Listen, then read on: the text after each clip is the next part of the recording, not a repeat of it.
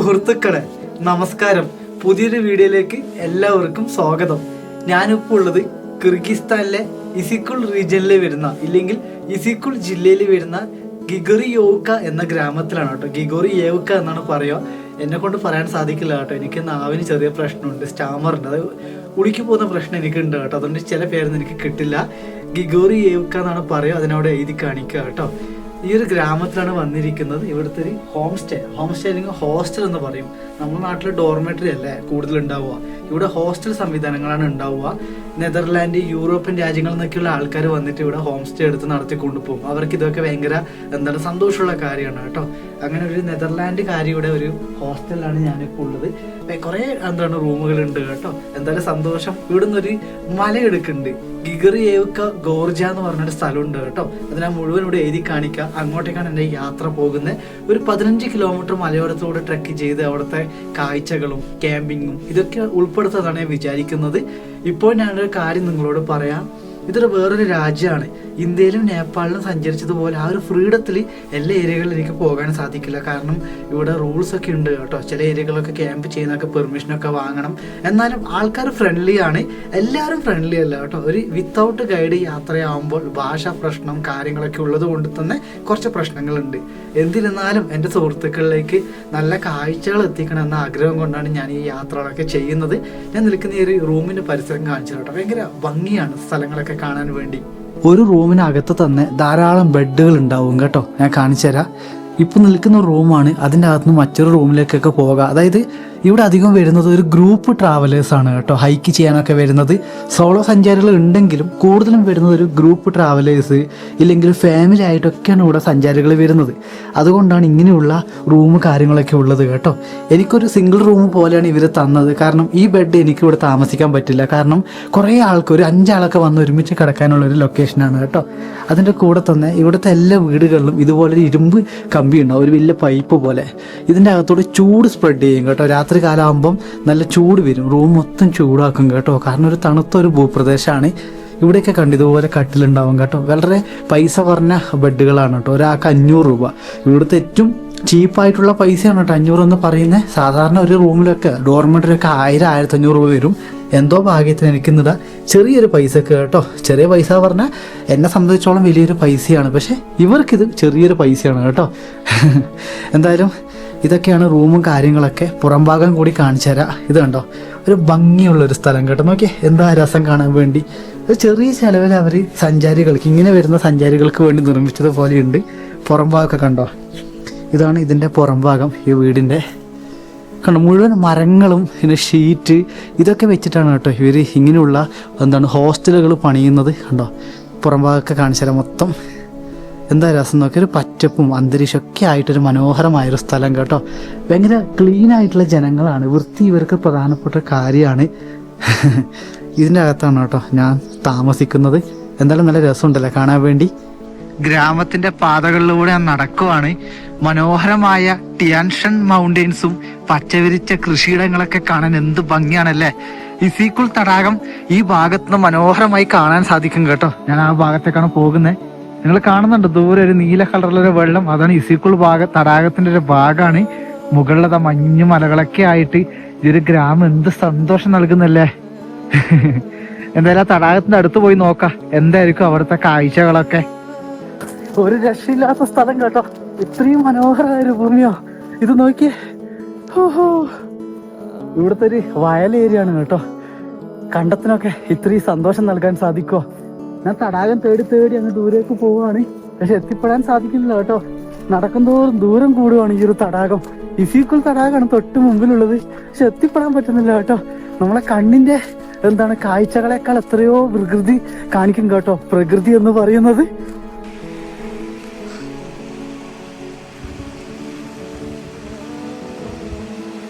ഭൂമിയിലെ സ്വർഗം സ്വിറ്റ്സർലൻഡ് എന്നല്ല എല്ലാരും പറയാ. എന്നാൽ ഭൂമിയിലെ സ്വർഗം പ്രകൃതി മനുഷ്യന്റെ കണ്ണുകൾക്ക് നൽകുന്ന വർണ്ണനയാണ് സുഹൃത്തുക്കളെ. ഒരു കാഴ്ച കാണിച്ചതാ. കടലും ചെറിയ പർവ്വത പ്രദേശങ്ങളൊക്കെ വരുന്ന ഒരു മനോഹരമായ ഒരു സ്പോട്ടിലാണ് ഞാൻ എത്തിയിരിക്കുന്നത്. കണ്ടോ ഈ ഒരു കാഴ്ച നോക്കിയേ. ഇനി ഞാൻ നിങ്ങൾക്ക് കാണിക്കാൻ പോകുന്ന കാഴ്ച ഒരുപാട് ത്രില്ലിംഗ് ഉണ്ടാകുന്ന ഒരു കാഴ്ചയാണ് കേട്ടോ. കോടികൾ വിലമതിക്കുന്ന കാഴ്ചയാണ് നിങ്ങളിപ്പോൾ കണ്ടുകൊണ്ടിരിക്കുന്നത്. മഞ്ഞ് പർവ്വതങ്ങളും വലിയൊരു കടലും കേട്ടോ. ഇതാണ് ഇസിക്കുൾ തടാകത്തിന്റെ സഞ്ചാരികൾ എത്തിപ്പെടാത്ത മനോഹരമായ ഒരു ഭാഗം കേട്ടോ. ഒരു വീടോ ഒരു വഴിയോ ഒന്നുമില്ല കേട്ടോ. ഈ സ്ഥലത്തേക്ക് വരാൻ വേണ്ടി 9 കിലോമീറ്റർ നടന്നിട്ടാണ് കേട്ടോ ഞാൻ താമസിക്കുന്ന ഹോം സ്റ്റേയിൽ നിന്ന് ഞാനിവിടെ എത്തിയിരിക്കുന്നത്. ഇഷ്ടപ്പെട്ടോ? എൻ്റെ അമ്മ, ഏതാ ഒരു ഭംഗി നോക്കി സ്ഥലത്തിന്റെ. കടല് പോലെ മനോഹരമായ ടിയാൻഷന്റെ സ്വന്തം ഇസിക്കുൾ തടാകം കേട്ടോ. 181 കിലോമീറ്റർ നീളവും 62 കിലോമീറ്റർ വീതിയും ഉണ്ട് കേട്ടോ ഈ ഒരു തടാകത്തിന്. അയ്യോ, കുതിര സവാരികളിലൂടെയാണ് ആൾക്കാർ ഇതിലൂടെ സഞ്ചരിക്കുന്നത്. കാൽനടയായിട്ട് ഇതുപോലുള്ള സ്ഥലങ്ങൾ എത്തിപ്പെടാൻ ഭയങ്കര ബുദ്ധിമുട്ടാണ് കേട്ടോ. പെട്ടെന്ന് മാറുന്ന കാലാവസ്ഥയൊക്കെയാണ് ഇവിടെ ഉള്ളത്. എന്നിരുന്നാൽ ഒരുപാട് സന്തോഷം. ഓക്കെ, ഇനി എനിക്ക് ഇവിടുന്ന് തിരിച്ചു പോകണം കേട്ടോ.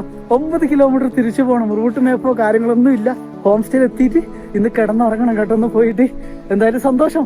എത്ര മനോഹരമാണല്ലോ ഇതൊക്കെ കാണാൻ വേണ്ടി. ഒരു ദിവസം അങ്ങനെ 16 കിലോമീറ്റർ വെറുതെ പോയത് അറിഞ്ഞില്ല കേട്ടോ. തടാകമൊക്കെ കണ്ട് ഏകദേശം സമയം ഇപ്പം 9 മണിയായി കേട്ടോ. 9 മണിക്കാണ് തിരിച്ചെത്തിയിരിക്കുന്നത്. കാരണം അത്രയും ദൂരം ഉണ്ടായിരുന്നു കേട്ടോ. വേറെ മാർഗമോ കാര്യങ്ങളൊന്നും ഇല്ല. അങ്ങനെ ഒന്ന് റെസ്റ്റ് എടുക്കണം. അതിന്റെ മുന്നോടിയായിട്ടുള്ള എൻ്റെ നാളത്തെ യാത്രേന്റെ പാക്കിംഗ് ആണ് കേട്ടോ. നാളെ ഒരു വലിയ ക്യാമ്പിങ്ങിന് പോവല്ലേ, അപ്പൊ അതിന്റെ ഒരു പാക്കിംഗ് ആണ് കേട്ടോ. പാക്കിംഗ് ദിവസം ഇങ്ങനെ ഉണ്ടാവുക. അത്യാവശ്യം സാധനങ്ങൾ ഇതിൽ സ്റ്റോക്ക് ചെയ്തിട്ടുണ്ട്. പിന്നെ ഈ പ്രാവശ്യം പോകുമ്പോൾ എൻ്റെ കുറച്ച് ഡ്രസ്സ് ഞാൻ ഈ ഹോം സ്റ്റേയിൽ വെക്കുകയാണ് കേട്ടോ. വേണ്ടാത്ത ഡ്രസ്സ്, എൻ്റെ കൂടുതൽ ഫുഡ് ഐറ്റംസ്, വെളിച്ചെണ്ണയ്ക്ക് കുറേ പാക്കിംഗ് ഉണ്ട് കേട്ടോ.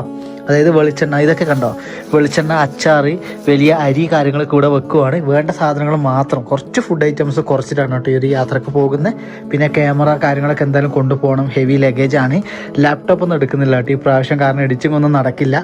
അപ്പോൾ എന്തായാലും നമുക്ക് നാളത്തെ ട്രെക്കിങ്ങിലേക്ക് കാണാം. അപ്പോൾ കിടന്നുറങ്ങാൻ പോവാണ് കേട്ടോ. എല്ലാ കാര്യങ്ങളും ഞാൻ നിങ്ങളിലേക്ക് എത്തിക്കുകയാണ് ഈ ഒരു എപ്പിസോഡിലൂടെ. ജോർജിയ എന്ന് പറഞ്ഞ സ്ഥലത്തേക്ക് ഞാൻ പോവാണ് കേട്ടോ. സമയം ഇപ്പോൾ രാവിലെ 10 മണിയായി. വേണ്ട സാധനങ്ങളൊക്കെ എടുത്തിട്ടുണ്ട്. ഈ യാത്ര ഞാൻ ഫ്രഷ് മീറ്റ് വാങ്ങിയിട്ടുണ്ട് കേട്ടോ. നോക്കാം എത്ര കിലോമീറ്റർ ഉണ്ടോന്ന് അറിയില്ല. ഇന്റർനെറ്റ് കണക്ഷൻ പോയി തുടങ്ങിയ കേട്ടോ.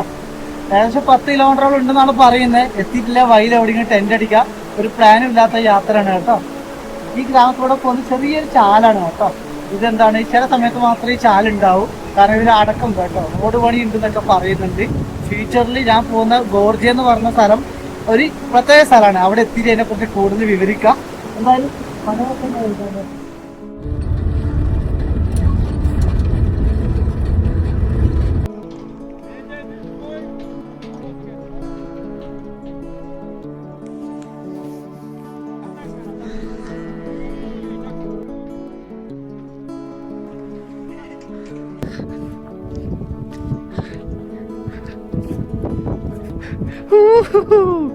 എന്റെ ദൈവമേ, സ്വർഗ രാജ്യത്തിലൂടെയാണ് കേട്ടോ ഞാനിപ്പോ സഞ്ചരിക്കുന്നത്.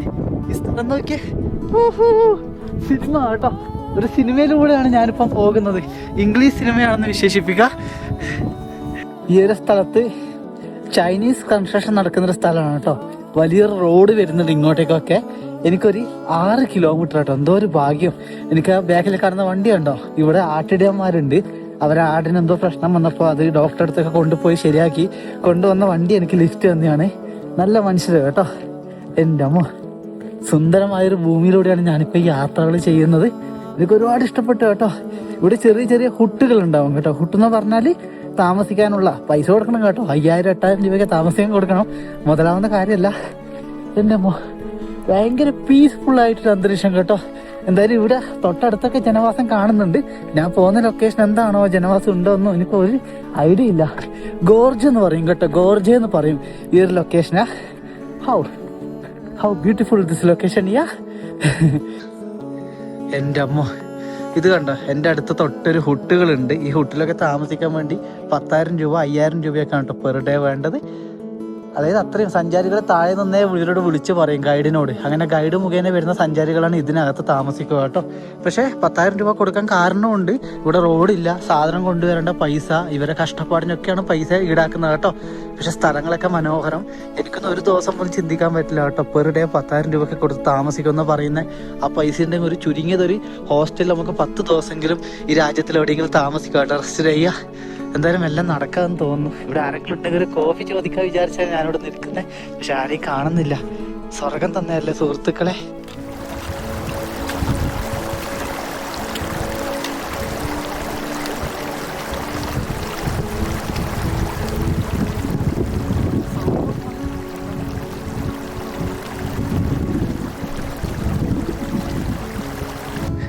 ശരിക്കൊരു സ്വിറ്റ്സർലൻഡ് തന്നെയാണ് കേട്ടോ ഈ സ്ഥലം. എൻ്റെ ദൈവമേ, ഹൂ. എന്തായാലും എൻ്റെ ബഡ്ജറ്റിൽ ഒതുങ്ങുന്ന സ്വിറ്റ്സർലാൻഡിൽ ഞാൻ എത്തിപ്പെട്ടെന്ന് പറയാം കേട്ടോ. ഇവിടെ ധാരാളം നല്ല മനുഷ്യരുണ്ട് കേട്ടോ. ഇങ്ങനെ കണ്ടോ, ചെറിയ വീടുകൾ നിർമ്മിച്ച് താമസിക്കുന്ന മനുഷ്യരാണ് ഇവർ. സമ്മറിൽ മാത്രമേ താമസിക്കൂ കേട്ടോ. മെയിലാണ് ഇവരിവിടെ താമസം ആരംഭിക്കുന്നത്. വിൻ്റർ ആകുമ്പോഴേക്ക് എല്ലാവരും തിരിച്ചു പോകും. കാരണം കസാക്കിസ്ഥാൻ ബോർഡർ വരുന്ന പർവ്വതങ്ങളുള്ള സ്ഥലം കേട്ടോ. അത്രയും തണുപ്പാണ് ഈ ഏരിയകളൊക്കെ. പശുവിനൊക്കെ കാണാൻ എന്ത് ഭംഗിയാണ്. ഞാൻ നിന്നെ കല്യാണം കഴിക്കട്ടെ? എനിക്ക് കുറച്ച് പാലും കുറച്ച് നല്ല പ്രകൃതിയൊക്കെ തന്നാൽ മതി. പേടിച്ചു കേട്ടോ, ആള് പേടിച്ചു എന്നെ കണ്ടിട്ട്. പോവാണ് കേട്ടോ. എൻ്റെ അമ്മ എന്താ രസം നോക്കിയേ. ഇടയ്ക്ക് എന്താ തമാശ പറയും കേട്ടോ. അതൊക്കെ തമാശ എടുക്കണേ, ആരെയും എയറിലാക്കരുത് കേട്ടോ. വാ. എൻ്റെ പ്ലാനിങ് എന്ന് പറഞ്ഞാൽ ലേക്ക് 2 പോകാനാ. ലേക്ക് 1 എനിക്കൊന്ന് ചെറിയൊരു തടാകമായിരിക്കും. എൻ്റെ അമ്മ അഡ്വഞ്ചർ ജീവിതത്തിൽ ശീലമായില്ലേ, അതിനെ പാലിക്കാണ്ടിരിക്കാൻ പറ്റുമോ അല്ലേ? ഇപ്പം ഞാൻ ഷൂട്ട് ചെയ്യുന്നത് എൻ്റെ സോണി ക്യാമറയിലാണ്. ഇതിൻ്റെ ഭാരം എത്ര അറിയോ? സോണി ക്യാമറേൻ്റെ ഭാരം ഏകദേശം 3.5 കിലോ ഉണ്ട് കേട്ടോ, വിത്ത് ഗിംബിൽ. ഈ ക്യാമറയ്ക്ക് സ്റ്റെബിലൈസേഷൻ കൊടുക്കുന്നത് ഗിംബിൽ മുഖേനയാണ്, നമ്മൾ ട്രൈപോഡ് പോലെ. ഓക്കെ, അതിന് ശേഷം ക്വാളിറ്റിക്ക് കേട്ടോ. ദ വിൻലാൻഡ്. സുഹൃത്തുക്കളെ, നിങ്ങളിത് കണ്ടോ? ഭൂമി എത്രമാത്രം മനോഹരമാകുമോ, കാഴ്ചകൾ ഇത്രമാത്രം സന്തോഷം നൽകുമോ.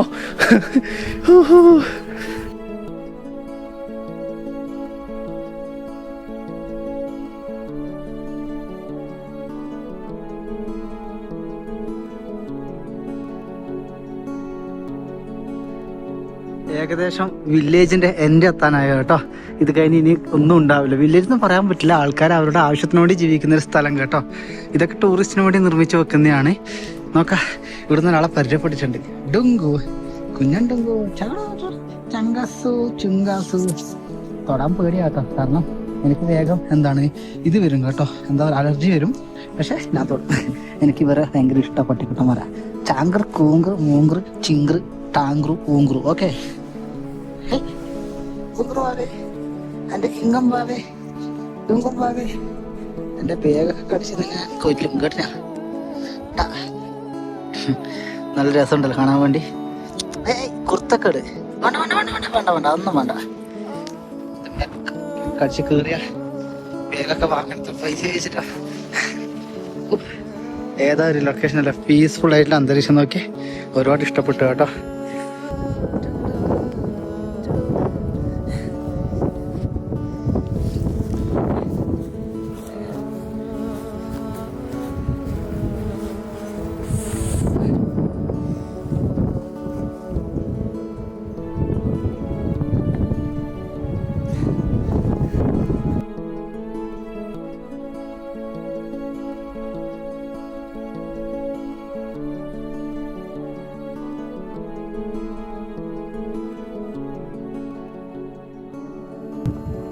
കുറച്ചുകൂടി നടന്ന് മുന്നോട്ട് എത്തിയപ്പോൾ ഒരു തടാകം കാണുന്നുണ്ട് കേട്ടോ. എനിക്ക് തോന്നി ഇത് തന്നെയായിരിക്കും തടാകം. കാരണം ഇത് കണ്ടോ, കുതിര പോകുന്ന റൂട്ട് കാര്യങ്ങളൊക്കെ കാണുന്നുണ്ട്. ഐസ് ഉരുകിയതല്ലേ, കുറച്ചേ വെള്ളം കാണുന്നുള്ളൂ. എന്തായാലും ഇത് തന്നെ ആയിരിക്കണം തടാകം കേട്ടോ. കാരണം ഇതിനപ്പുറം വേറെ റൂട്ടില്ല. കസാക്കിസ്ഥാനാണ് കാണുന്നത് കേട്ടോ. അപ്പുറം കാണുന്ന പർവ്വതങ്ങളൊക്കെ കസാക്കിസ്ഥാനാണ്. ഓഹോ, എന്തായാലും ഇത് നമ്മുടെ ലൊക്കേഷൻ ഇതാണെങ്കിൽ എനിക്ക് പ്രശ്നമില്ല കേട്ടോ. കാരണം കുറച്ച് ഹാപ്പി ആവും. ഇന്ന് ദൂരെ എന്തൊക്കെ ഷെഡ് കാണുന്നുണ്ട്, നോക്കാലോ. അങ്ങനെ എൻ്റെ വഴി ഞാൻ കണ്ടുപിടിച്ചു കേട്ടോ. ഇനി ക്യാമ്പിങ്ങിലേക്ക് നീങ്ങണം. കുടിവെള്ളം കിട്ടുമോ എന്നാണ് പേടി എനിക്ക്. ഇത് കുടിവെള്ളമാണോ ഒന്നും എനിക്കറിയില്ല. എന്തായാലും ലൊക്കേഷൻ കൊള്ളാമല്ലേ. കുഞ്ഞൻ തടാകമാണെങ്കിലും ആ ഒരു ചെറിയ മഞ്ഞ മലകളും പൈൻമരത്ത ആഴ്വരകളും ഇതിൻ്റെ കളറൊക്കെ ഭംഗിയുണ്ട് കേട്ടോ. നല്ല ആനിമൽസ് ഉള്ളൊരു ഭൂപ്രദേശമാണ്. എനിക്ക് തോന്നുന്നു ആ ഷെഡിൻ്റെ അവിടെ പോയി ടെൻ്റ് അടിച്ചാലോ, എന്ത് പറയുന്നു നോക്കാം. അങ്ങനെ ഞാൻ എൻ്റെ സ്ഥലം കണ്ടുപിടിച്ചു. അതിൻ്റെ സന്തോഷമാണ് നിങ്ങൾ കാണുന്നത്. ഇത് തന്നെ ആവണമെന്ന് എൻ്റെ മനസ്സ് പറയുന്നു കേട്ടോ. ഇനി വേറെ തടാകമാണെങ്കിൽ എനിക്കൊന്ന് ഗൂഗിൾ മാപ്പോ കാര്യങ്ങൾ എന്തെങ്കിലും വേണം. ഇൻ്റർനെറ്റ് ഇല്ലാണ്ട് എനിക്ക് നോക്കാൻ പറ്റില്ല. ഇതൊരു കുഞ്ഞൻ തടാകമാണ് കേട്ടോ. ഞാൻ കണ്ടതിൽ വെച്ചിട്ട് ഒരു ചെറിയൊരു തടാകം, പക്ഷേ അതിന് അതിൻ്റെതായ ഭംഗിയുണ്ട്. ഈ ഭൂപ്രദേശം ഗ്രീൻലാൻഡ് എന്നാണ് കേട്ടോ അറിയപ്പെടുക. ഇവിടെ ഇത് മാത്രമല്ല കേട്ടോ ലൊക്കേഷൻ, കുറേ ഹിഡൻ തടാകങ്ങളുണ്ട്. അതെവിടെയാണെന്ന് തപ്പിപ്പിടിക്കാൻ എനിക്കറിയില്ല കേട്ടോ. കാരണം ഗൈഡില്ല, കുതിരയൊന്നും ഇല്ലാതെ ഞാൻ സഞ്ചരിക്കുന്നതാണ്. ഷെഡിൽ ആൾക്കാരുണ്ടാവോ നമുക്ക് നോക്കാം. ഓഹോ, രസമുണ്ടല്ലോ സ്ഥലം കാണാൻ വേണ്ടി. ഒരുപാട് ഭംഗി തോന്നുന്ന സ്ഥലം കേട്ടോ. എന്തായാലും മെല്ലെ മെല്ലെ അങ്ങോട്ടേക്ക് നീങ്ങാം. മനുഷ്യവാസമില്ല കേട്ടോ, എല്ലാം പൊളിഞ്ഞു കിടക്കുവാണ്. ഏതോ ഒരു സിനിമ പോലെ തോന്നുന്നു കേട്ടോ, ഇൻടു ദ വേൾഡ് മൂവി പോലെ തോന്നുന്നു എനിക്ക്. എന്തൊരു ദുരൂഹത തോന്നുന്ന പോലത്തെ സ്ഥലം കേട്ടോ. എനിക്കോടെ ഇന്ന് ടെന്റ് അടിക്കാതെ ഇതിൻ്റെ അകത്ത് താമസിക്കുകയൊക്കെ ചെയ്യാം. പക്ഷെ വല്ല ആനിമൽസ് ഒക്കെ വന്നാൽ എന്താ ചെയ്യാല്ലേ, അത് പേടിക്കണം. ഇവിടെയാണ് കുക്ക് ചെയ്യാനൊക്കെ സൗകര്യമുണ്ട്. നോക്കാം എന്തെങ്കിലും ചെയ്യണമെന്ന്.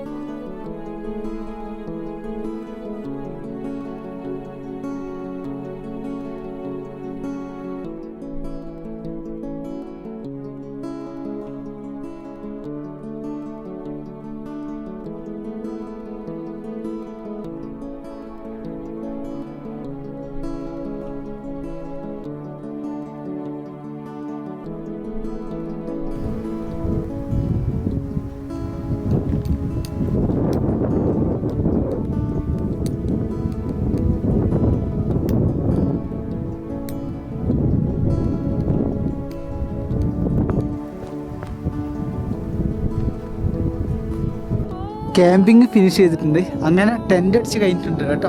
ഇന്ന് ടെൻ്റ് അടിച്ച രീതി എൻ്റെ കമൻറ്റിൽ കുറേ പേര് ചോദിച്ചൊരു രീതിയാണ് കേട്ടോ. അതായത് എൻ്റെ ടാർപ്പായി ടെൻറ്റിന് മുകളിലായി കെട്ടിക്കൂടെ എന്ന രീതിയാണ് കേട്ടോ.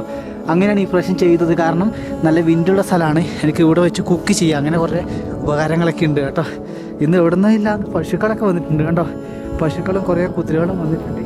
എനിക്കൊന്ന് തിരിച്ചിറങ്ങാൻ സമയമായല്ലോ, 4 മണിയായി. എനിക്ക് ഒരു 4 കിലോമീറ്റർ താഴെയിട്ട് ഗ്രാമം കണ്ടായിരുന്നല്ലോ നമ്മൾ വരുമ്പോൾ. അവിടുത്തെ പശുക്കളായിരിക്കും. എൻ്റെ അമ്മ, ഒരു ഐസൊലേറ്റഡ് ആയിട്ടൊരു ഭൂമി കേട്ടോ, പക്ഷേ സുന്ദരമായൊരു സ്ഥലം. അങ്ങനെ ക്യാമ്പിംഗ് എന്ന ആ ഒരു വലിയ ദൗത്യം തീർന്നിരിക്കുന്നു കേട്ടോ. എനിക്കും ഇഷ്ടപ്പെട്ടു ഇന്നത്തെ ക്യാമ്പിങ്. കാരണം മഴയിൽ നിന്നും സർവൈവ് ചെയ്യുക, എന്തെങ്കിലും പ്രശ്നമുണ്ടെങ്കിൽ ആനിമൽസ് നിന്നും സർവൈവ് ചെയ്യുക, എല്ലാ രീതിയിൽ ഞാൻ കവർ ചെയ്തിട്ടുണ്ട് കേട്ടോ. ഇനി സാധനങ്ങളൊക്കെ അകത്ത് വെക്കണം. അങ്ങനെ കുറേ പരിപാടിയുണ്ട്, കുക്ക് ചെയ്യണം. നോക്കാം.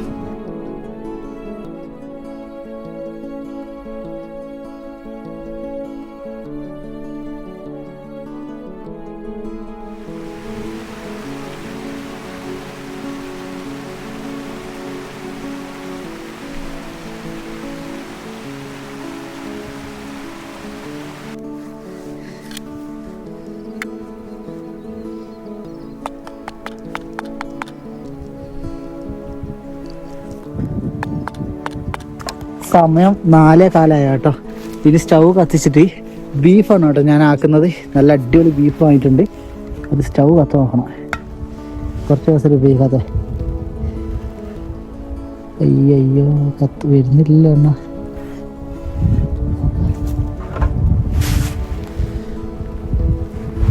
എണ്ണ കുറവണമെന്നൊന്നും അറിയില്ല. പെട്രോളൊക്കെ ഉണ്ട്, അതുകൊണ്ട് പ്രശ്നമില്ല.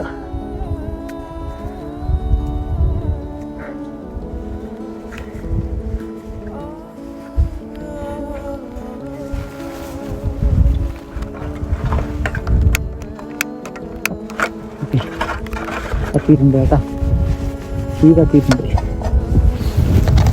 ഈ പാത്രത്തിൽ നമുക്ക് ബീഫ് വേവിക്കണം കേട്ടോ, നല്ലപോലെ വേവിക്കണം ബീഫ്. എത്ര സമയം എടുക്കുന്നൊരു ഐഡിയ എനിക്കില്ല. ഞാൻ ബീഫ് ഇങ്ങനെ ആക്കൽ പൊതുവെ കുറവാണ്, ചിക്കനാണ് ആക്കുക. പക്ഷെ ഇന്ന് ഇവിടെ കിട്ടിയത് ബീഫ് ആയതുകൊണ്ട് നമുക്ക് ബീഫ് വെക്കാം. ഒരിക്കലും ആദ്യം ചൂട് വെള്ളത്തിൽ ഉപ്പിട്ട് പുഴുങ്ങിയിട്ട് നമുക്ക് എന്താണ് ബാക്കി കാര്യങ്ങൾ ചെയ്യാം.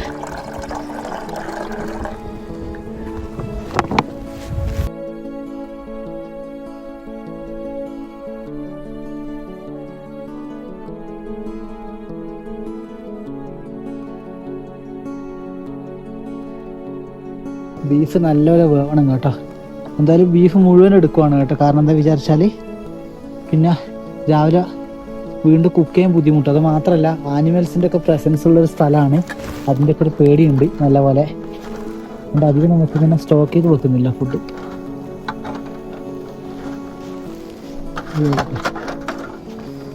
കുറച്ച് ഉപ്പിടണം കേട്ടോ. ഇനി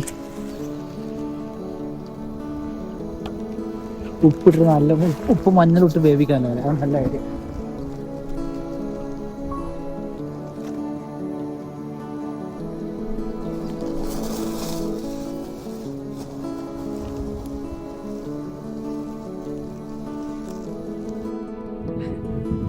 സുഹൃത്തുക്കളെ, കിർഗിസ്ഥാനിലെ മനോഹരമായ ഒരു സ്ഥലത്ത് ക്യാമ്പ് ചെയ്തിരിക്കുകയാണ് കേട്ടോ.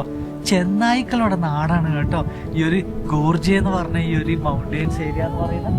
ഇന്ന് നല്ല ബീഫാണ് കേട്ടോ ഉണ്ടാക്കുന്നത്. നല്ല ബീഫും ബ്രെഡും കൂട്ടിയിട്ട് അടിക്കേണ്ട പ്ലാനിങ്ങിലാണ്. ബീഫ് വെന്തുകൊണ്ടിരിക്കുവാണ്. ക്യാമ്പിങ് സമയത്ത് ബീഫൊക്കെ കുക്ക് ചെയ്യുന്നത് ഞാൻ കുറേ നാളുകൾക്ക് ശേഷമാണ് കേട്ടോ. മുമ്പ് ഞാൻ LPG ഗ്യാസ് ഉപയോഗിച്ച സമയത്ത് കുക്ക് ചെയ്തിട്ടുണ്ട്. പക്ഷേ ഈ ഒരു സ്റ്റൗവിൽ ഒരു ഐഡിയ ഇല്ല. നോക്കാവാ, ലൊക്കേഷൻ കാണിച്ചു തരണ്ടേ? ഓഹോ, ഞാൻ ക്യാമറ സൂം ഔട്ട് ആക്കട്ടെ. ഓ ഓക്കെ, എൻ്റെ ഈ ഒരു സ്ഥലത്താവട്ടെ ഞാൻ ടെൻ്റ് അടിച്ചിരിക്കുന്നത്. മനോഹരമായൊരു ഭൂപ്രദേശം നോക്കി. ജനവാസം ഇവിടുന്ന് ഒരു 5 കിലോമീറ്റർ മാറിയിട്ടാട്ടോ ഉള്ളത്. കുറച്ച് നേരത്തേക്ക് ഇവിടെ നല്ല കുതിരകളൊക്കെ ഉണ്ടായിരുന്നു കേട്ടോ. കുതിരകളും പശുക്കളൊക്കെ ഉണ്ടായിരുന്നു. ഒരുപാട് സന്തോഷം തോന്നുന്നു കേട്ടോ. ഇപ്പം ഷൂട്ട് ചെയ്യുന്ന ക്യാമറയുടെ ക്വാളിറ്റി എങ്ങനെ ഉണ്ടെന്ന് പറയണം. കാരണം ഇതൊരു ഫിലിം ക്യാമറ ഉപയോഗിച്ചിട്ടാണ് ഷൂട്ട് ചെയ്യുന്നത്. വാ, നല്ല ബീഫിനെ കാണിച്ചതാ, വെന്തുകൊണ്ടിരിക്കുക കണ്ടോ. ചൂടുവെള്ളത്തിൽ ആദ്യം ഒന്ന് വേവിച്ചെടുക്കണം കണ്ടോ. കുറേ ഉണ്ട് കേട്ടോ. ഏകദേശം ഒരു 200 ഗ്രാമോളം 250 ഗ്രാമോളം ബീഫുണ്ട്. അതൊന്ന് കുക്ക് ചെയ്തെടുക്കണം.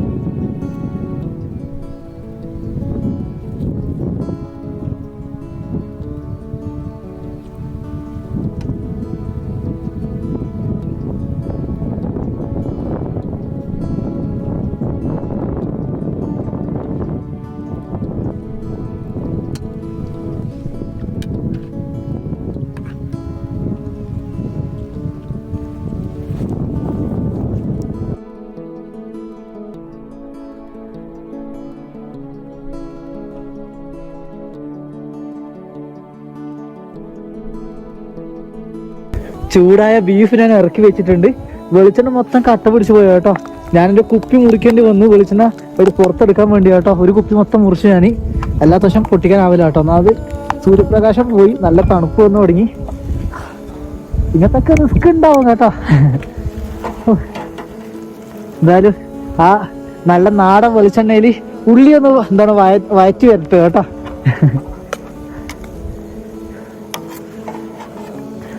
സൂര്യപ്രകാശം പോയി തുടങ്ങി. വെളിച്ചെണ്ണയൊക്കെ മൊത്തം കട്ട പിടിച്ച് പോയോ കേട്ടോ. ഇതുകൊണ്ടോ ഒരു കുപ്പിയെ മുറിക്കേണ്ടി വന്നു, പകുതി പീസാക്കി ഞാൻ. എന്തായാലും നാടൻ വെളിച്ചെണ്ണയിൽ നമ്മുടെ ഉള്ളി ഒന്ന് വയറ്റെടുക്കാം കേട്ടോ. ബീഫ് കണ്ടോ ഞാൻ താഴെ ഇറക്കി വെച്ചിട്ടുണ്ട്. ഏകദേശം വെന്തിട്ടുണ്ട്. ഇനി ഈ ഉള്ളി തക്കാളി ഒന്ന് വയറ്റിയിട്ട് നമുക്ക് കുറച്ചും കൂടി വെള്ളം ഒഴിച്ചിട്ട് നല്ലതുപോലെ ഒരു എന്താ ഡ്രൈ ആയിട്ടൊരു കറി ആക്കാം കേട്ടോ.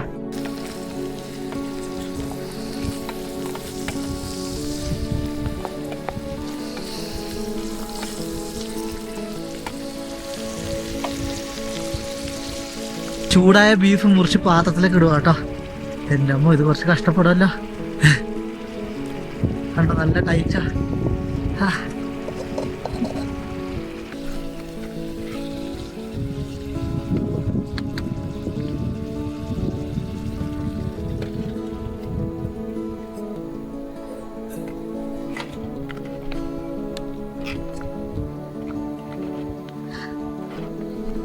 എന്താ മണറ ബ്രെഡിന്റെ.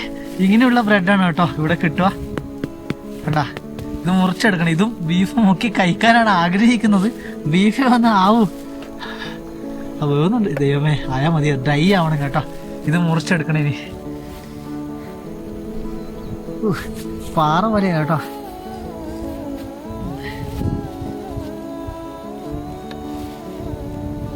കണ്ടാ നല്ല തടിച്ച ബ്രെഡാണ്. ഇതെന്താ വേണ്ടി ചോദിച്ചാൽ ഇത് കണ്ടോ, ഈ വെളിച്ചെണ്ണ ഇതിന് മുകളിൽ ഇങ്ങനെ വെക്കാം കേട്ടോ. എന്താ വിചാരിച്ചാൽ ആ വെളിച്ചെണ്ണയിൽ അതൊന്ന് വേവട്ടെ, കുറച്ചൊന്ന് വറുത്തെടുക്കാം അത്ര. സുഹൃത്തുക്കളെ ഞാൻ ക്ഷീണിച്ചു കേട്ടോ, പക്ഷെ നമ്മളെ കറി റെഡി ആയിട്ടുണ്ട് കേട്ടോ. ബീഫൊക്കെ അടിപൊളി ഒരു പാകമായിട്ടുണ്ട് കണ്ടോ, കാണിച്ചാ. ഞാനിപ്പോൾ ഉറക്കി കഴിച്ചത് കുറഞ്ഞു കേട്ടോ. ഇതൊക്കെ പിന്നെ ഗ്രേവി ഒരു രക്ഷയില്ല കേട്ടോ.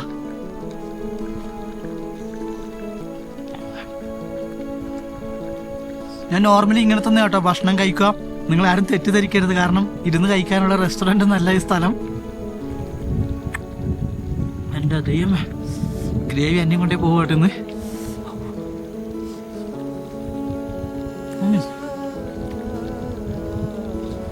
ഒരു രക്ഷയില്ല.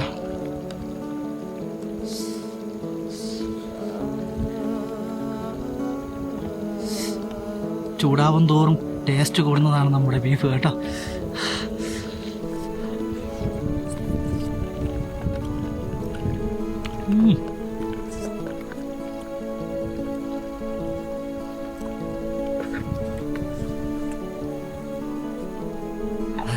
ഏഴ് മണിയാവാനായിട്ടോ, അതാണ് ഇത്ര ധൃതി.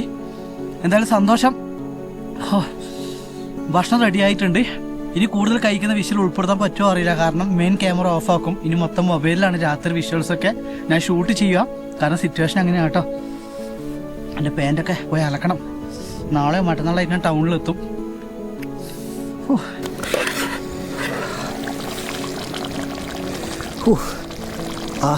എന്താണ് പതക്കൽ നോക്കിയേ, അതും ബ്രെഡും.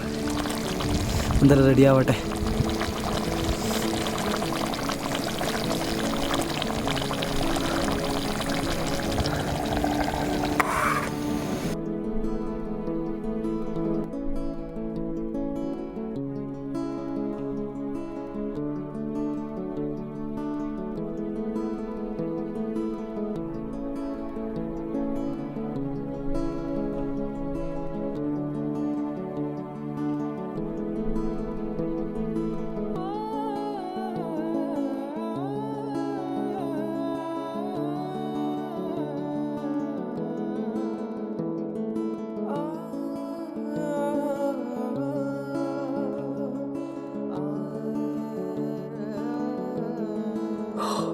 സമയം ഇപ്പോൾ 7:30 കേട്ടോ. ബീഫ് കട്ടിക്ക് ഇനിയും വെന്തിട്ടില്ല കേട്ടോ. അപ്പം അതിൻ്റെ കട്ടി എത്രത്തോളം ഉണ്ടെന്ന് ആലോചിച്ച് നോക്കി നിങ്ങൾ. ഞാനൊരു പാത്രത്തിൽ ക്ഷമയില്ലാത്തതുകൊണ്ട് കുറച്ച് എടുത്തിട്ട് വന്നിട്ടുണ്ട്. ഉണ്ടോ? അതിൻ്റെ ഗ്രേവിയൊക്കെ പക്കാണ് കേട്ടോ. ഹോട്ടലിൽ കിട്ടുന്ന പോലുള്ള ഗ്രേവിയാണ്. പക്ഷെ പീസ് മെല്ലെ വേവുന്നില്ല കേട്ടോ. ഞാൻ കുറച്ചുകൂടെ വെള്ളം ഒഴിച്ചിട്ട് അവിടെ വെച്ചിട്ടുണ്ട്. മെല്ലെ വേവട്ടെ എന്തായാലും. അപ്പം എന്തായാലും ഇത് കഴിക്കട്ടെ കേട്ടോ.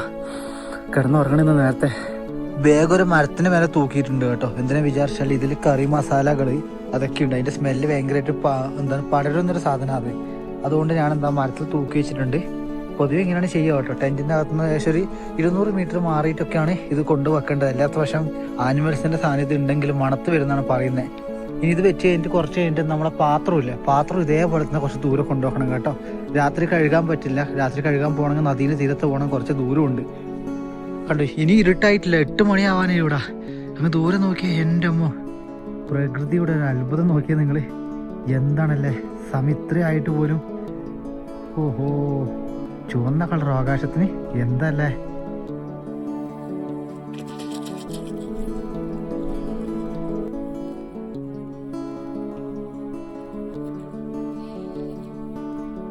ഒമ്പത് മണി ആവാനായോ കേട്ടോ. പല്ല് തേക്കാണ് രാത്രിക്കത്തെ.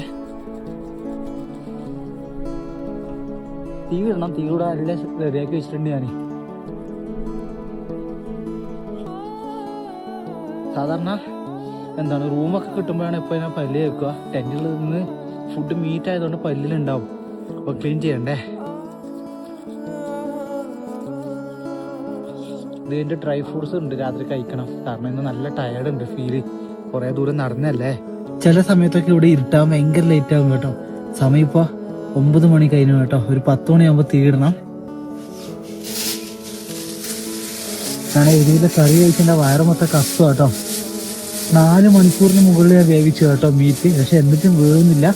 എന്നാലും ഞാൻ കഴിച്ചു കേട്ടോ എങ്ങനെയല്ലോ. ഇത് കുറച്ച് മുന്തിരിങ്ങയാണ് കേട്ടോ.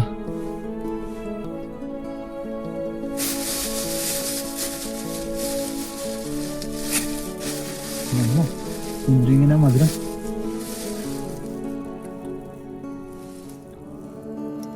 നമ്മുടെ എന്താ ഈത്തപ്പഴം.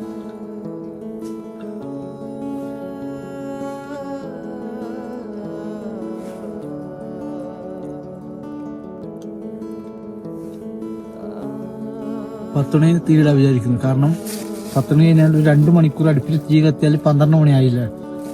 പിന്നെ 1 മണി 2 മണി 3 മണി 4 5 മണി ആകുമ്പോൾ കൂടെ വെളിച്ചം വരുമെന്ന് വിചാരിക്കുന്നു. അങ്ങനെ ടൈം കളയാൻ വേണ്ടിയിട്ടാണ് കേട്ടോ ലേറ്റായിട്ട് തീയിടുന്നത്. നോക്കാം.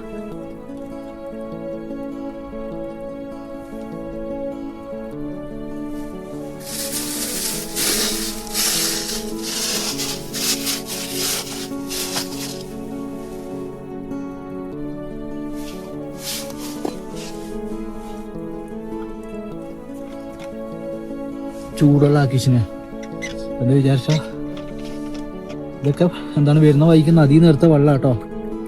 ഡയറക്റ്റ് കുടിക്കാൻ പാടില്ല. കാരണം ഒരുപാട് എന്താണ് രോഗാണുക്കൾ ഉണ്ടാവാൻ ചാൻസ് കൂടുതലാണ്. അതുകൊണ്ട് ചൂടാക്കി കുടിക്കുന്നത്. വെള്ളത്തിന് ടേസ്റ്റ് വ്യത്യാസമുണ്ട് കേട്ടോ. എന്താ അറിയില്ല.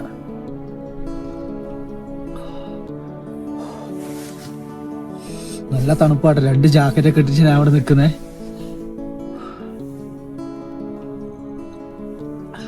ദൂരെ നിന്ന് എവിടെ നിന്ന് എന്തോ കുതിരയോ പശു എന്തോ കരയുന്നുണ്ട്.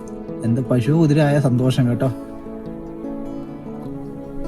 ഞാൻ പറഞ്ഞ വൈകുന്നേരം എൻ്റെ ചുറ്റിലും കുറെ കുതിരകൾ ഉണ്ടായിട്ടേ. അവരെനിക്ക് തോന്നുന്നു താഴെ ഏതെങ്കിലും ഭാഗത്ത് ഉണ്ടാവാൻ ചാൻസ് ഉണ്ട്. കാരണം കുതിരകളെ ഇവർ ഇളക്കി വിടുന്ന ഒരു ശീലമാണ് കിർഗിസ്ഥാനിലെ ആൾക്കാർക്ക് ഉണ്ടാവുക. ചിലപ്പോൾ രാത്രി ആകുമ്പോൾ തിരിച്ച് വീട്ടിൽ കയറും. അങ്ങനെയൊക്കെ ആയിരിക്കും കേട്ടോ.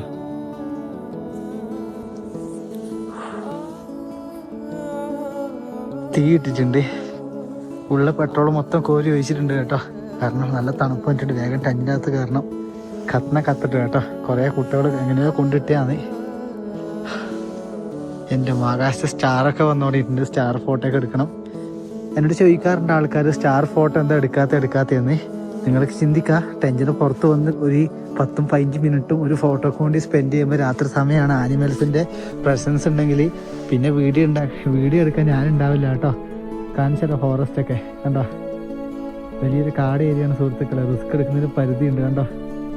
ഇങ്ങനെയുള്ളൊരു ഫോറസ്റ്റാണ്. അവിടെ നിന്നിട്ട് ഞാൻ എനിക്ക് ഈ കാഴ്ചകളൊക്കെ എത്തിച്ചേരുന്നത് കേട്ടോ. മനുഷ്യവാസം വളരെ കുറവാണ്. ദൂരെയായിട്ട് മനുഷ്യവാസം ഉള്ളൂ. ഇതിനായിട്ട് പുക പോകുന്ന നോക്കി. എൻ്റെ അമ്മ പുകേൻ്റെ ഒക്കെ റേഞ്ചേ. ദൈവമേ തീ കത്തിയാൽ മതി കേട്ടോ. നനഞ്ഞ കുട്ടയാണ്. ചിലപ്പോൾ കത്തു. ഭാഗ്യമൊന്നുമില്ല. സാറിൽ എന്തെല്ലാം ആവട്ടെ. കത്തുന്നിടത്തേലെ കത്തട്ടെ. കത്തുവാണെങ്കിൽ നല്ലതല്ലേ. എന്തു പറയുന്നു. അങ്ങ് കത്തിക്കോളൂ.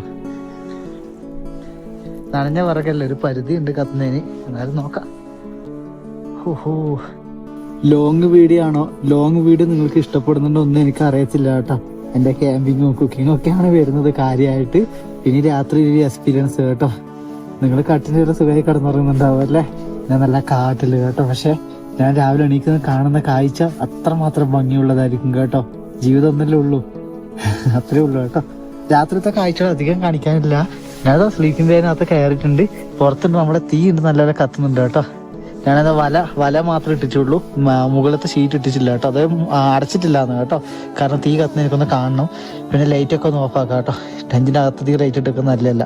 പുറത്ത് ഞാൻ ഒരു ലൈറ്റ് ഫിറ്റ് ചെയ്തിട്ടുണ്ട് കേട്ടോ. കാണിച്ചത് എനിക്ക് അത് പവർ ബാങ്ക് തൽക്കാലം കണക്ട് ചെയ്തിട്ടില്ല. എന്താ വിചാരിച്ചാൽ തൽക്കാലം അത് ഓട്ടോമാറ്റിക് അണയട്ടെ വിചാരിക്കുന്നത് ഞാൻ. തീ എന്തായാലും എന്നെ കത്തുന്നുണ്ടല്ലോ. അതിൻ്റെ കൂടെ തന്നെ ലൈറ്റ് ഒന്ന് അണയട്ടെ.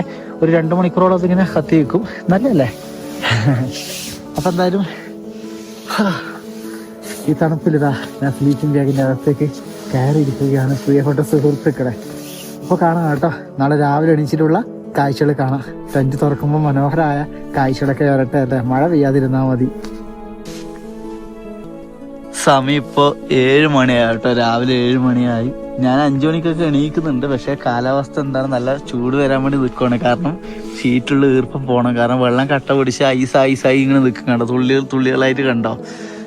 അപ്പോൾ അതൊക്കെ ഒന്ന് മാറി കിട്ടണം. ഒന്ന് പുറത്തിറങ്ങണം. എന്താണ് ആ ചൂട് കൊള്ളണം രാവിലത്തെ. അയ്യോ ഓഹോ,